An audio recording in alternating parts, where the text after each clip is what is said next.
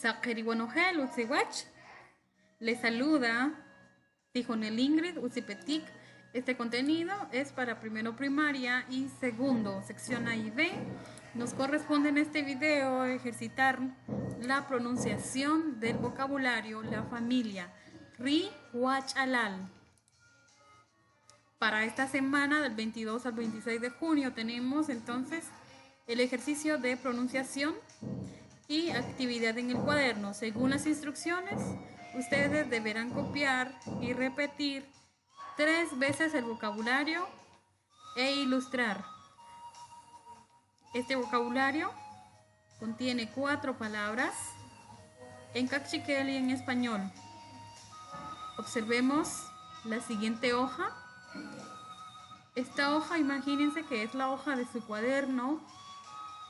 Debemos de anotar primero la fecha en que estamos trabajando. Por ejemplo, yo trabajé el lunes 22 de junio del año 2020. Luego anoté el título de mi vocabulario, Ri Wach Alal. Ri Wach Alal. Mi familia, Ri Wach Alal. Watit. Repitan conmigo. Watit. Watit. Si ustedes se dan cuenta, yo copié 3 veces esa palabra. Coloqué un dibujo acá de la abuela. Ya les dije al inicio, pueden recortar y pegar una imagen o bien pueden dibujar y colorear. Continuemos. No mamá, abuelo. No mamá, mi abuelo.